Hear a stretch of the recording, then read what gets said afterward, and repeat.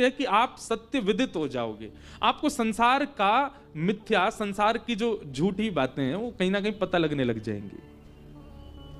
कथा सुनाने वाले प्रवक्ता हों, वक्ता हों, वैष्णव हों, संत हों, साधु हों, वो पूजनीय क्यों होते हैं, वो वंदनीय क्यों होते हैं? क्योंकि वो हमसे ज्यादा सत्य विदित हैं, हमसे ज्यादा सत्य जानते हैं संसार का। लोग बाग प्रश्न करते हैं, बापू की भी कथा में पहले वो सब प्रश्नों के उत्तर देते हैं और कई बार प्रश्नों के उत्तर में ही कथा होती है। कभी आपने स्वयं से ये नहीं पूछा सारे प्रश्नों के उत्तर इनके पास क्यों हैं? सारे प्रश्नों के उत्तर महात्माओं के पास क्यों? सारे प्रश्नों के उत्तर कथावक्ता के पास क्यों हैं? कई बार तो ऐसे प्रश्न भी आते हैं जिसका मैंने अपने जीवन में अनुभव ही नहीं किया। अब मैं अविवाहित हूं, मेरा विवाह नहीं हुआ, पर विवाह संबंधी प्रश्न करेंगे तो मैं उसका उत्तर भी दूंगा। मुझे कहां से पता उसका उत्तर? मैंने अनुभव तो नहीं किया, वो मेरे अनुभव का विषय नहीं है। ऐसे ही कई सारे कथावक्ता ऐसे हैं, कई सारे साधु महात्मा संत ऐसे हैं, उन्होंने उस स्थिति का अनुभव नहीं किया जिस स्थिति का प्रश्न उनसे किया गया, तो फिर उनको उत्तर कैसे पता? ये कथा ही है, ये सत्संग ही है, ये हरि दर्शन ही है जो उनको हर परिस्थिति से विदित करा देता है, सत्य का अनुभव करा देता है।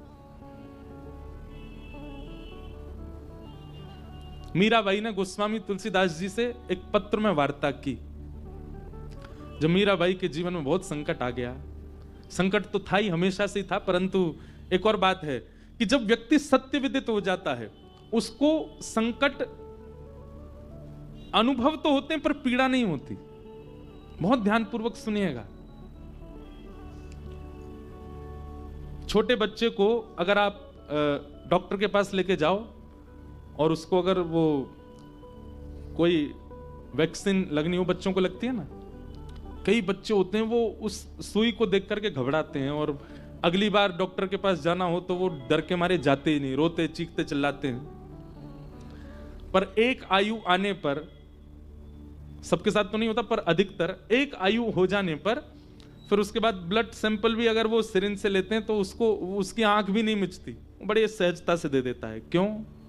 वो सत्य विदित हो गया है, इससे मुझे पीड़ा नहीं होने वाली है, ये मेरे शुभ के लिए ही किया जा रहा। भले ही वो चुभ रहा है पर उसको पीड़ा उतनी नहीं होती। ठीक वैसे ही सत्य पहचानने वाला व्यक्ति संसार से मिलने वाले जितने भी संकट होते हैं उनका अनुभव तो करता है, उन संकटों से जूझता तो है, पर परेशान नहीं होता, हताश नहीं होता, टूटता नहीं है। क्यों? क्योंकि सत्य विदित हो गया है। आप नित्य जाते हैं विश्वनाथ का दर्शन करने, आप नित्य जाते हैं हर महीने वृंदावन दर्शन करने, आप नित्य जाते हैं चित्रकूट धाम या अयोध्या। आपका नित्य वहां दर्शन करना, उसका फल क्या मिला आपको कि फिर जीवन में आने वाली विषम परिस्थिति में आप विचलित नहीं हुए। तो यह बात प्रमाणित होती है कि आपका नित्य भगवत दर्शन करना आपके जीवन में फलीभूत होता है, हो रहा है, आप सत्य विदित हो गए हो। क्षमा करना, कथा करने वाले या वैष्णव भाव में रहने वाला व्यक्ति अगर किसी संसारी पीड़ा से रोता है ना तो बाकी के लोग आश्चर्य करते हैं, ये रो रहे हैं, ये तो कथा कहते हैं, ये तो साधु हैं, ये तो संत हैं, ये तो वैष्णव हैं, ये तो विरक्त हैं, इनका रोना एक संसारी पीड़ा पर। क्यों वो रो नहीं सकता? उसकी भावना नहीं? क्यों आपके चित्त में ये प्रश्न आया कि वो रो नहीं सकता? क्यों? क्योंकि आपका हृदय जानता है कि ये सत्य विदित व्यक्ति है, इसके जीवन में सत्य है। ये संसारी पीड़ा पर इतना क्षोभित क्यों हो रहा है? संसारी पीड़ा पर क्षोभ करना ये तो संसारी व्यक्ति का काम है जिसको सत्य नहीं पता है। आध्यात्मिक होने का मतलब यह नहीं होता कि आप नित्य त्रिपुंड लगाओ।